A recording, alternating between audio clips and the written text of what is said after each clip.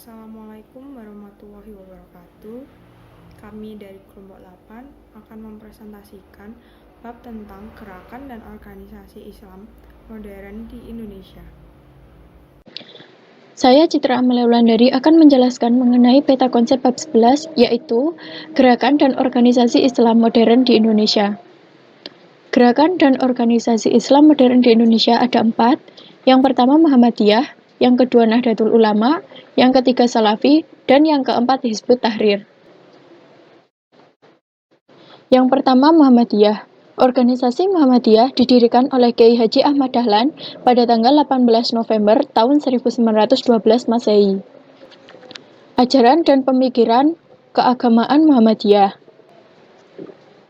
Ajaran Muhammadiyah yang paling menonjol yaitu yang pertama, mengamalkan ibadah secara eksplisit disebutkan dalam Al-Quran, hadis sahih, dan hasil ijtihad dari ulama tokoh pembaru. Contohnya seperti Ahmad bin Hanbal dan Ibnu Taimiyah. Yang kedua, segala hal baru mengenai ibadah yang tidak dilakukan oleh Rasulullah disebut dengan bid'ah. Bid'ah yaitu membuat syariat baru yang terlarang dalam agama. Yang kedua, basis massa.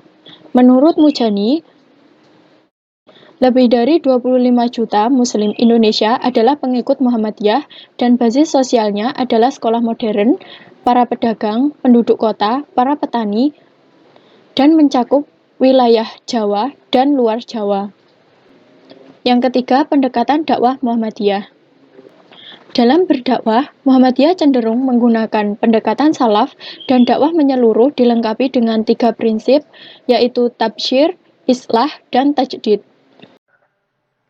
Selanjutnya adalah Nahdlatul Ulama atau biasa disebut dengan NU yang didirikan oleh Kiai Haji Hashim Asy'ari pada tanggal 31 Januari tahun 1926 Masehi. Pendekatan dakwah NU. Dalam berdakwah, NU banyak menggunakan pendekatan kultural. Prinsip yang dijunjung tinggi adalah aswaja, yaitu tawazun, tasamuh, tawasud, dan istidal. Ajaran dan pemikiran. Pertama, di samping mengamalkan ajaran secara eksplisit dalam Al-Quran dan hadis, NU juga mengamalkan ibadah yang tidak disebutkan secara eksplisit. Yang kedua, mengikuti hasil ijtihad imam-imam mazhab 4, terutama mazhab Syafi'i. Basis massa. Populasi pengikut NU di Indonesia berjumlah sekitar 40 juta jiwa yang mayoritas berada di Pulau Jawa, Kalimantan, Sulawesi, dan Sumatera dengan beragam profesi yang sebagian besar rakyat jelata baik di kota maupun di desa.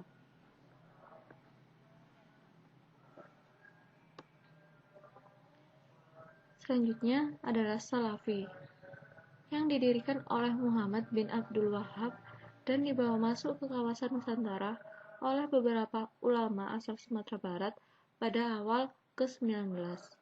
Pendekatan dakwah. Untuk urusan agama, tidak ada istilah kompromi.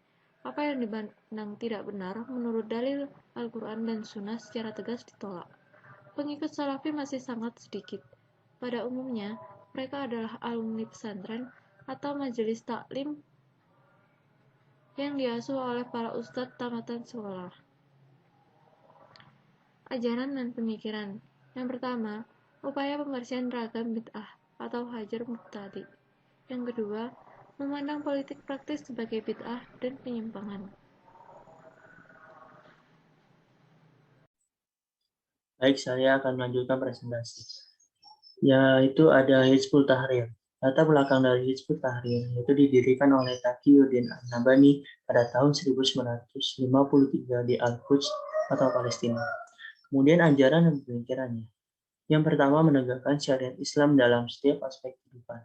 Kemudian yang kedua, mengupayakan berdirinya negara Islam global atau khilafah yang dipimpin oleh seorang khalifah. Kemudian basis masanya. Mayoritas pengikut Hizbut Tahrir di Indonesia adalah kaum muda dari kalangan mahasiswa di kampus-kampus perguruan tinggi umum. Pendekatan dakwahnya. Pendekatan yang digunakan adalah pendekatan demonstratif publik. Kemudian kesimpulan dari presentasi yang telah dijelaskan kepada teman-teman saya dan saya, keempat organisasi di atas memiliki beberapa perbedaan mendasar yang sulit untuk disatukan. Kebanyakan terkait dengan persoalan furu'iyah, cabang fikih. Sementara persoalan usul, pokok, akidah hampir semua sama. Terima kasih. Saya kembalikan kepada moderator.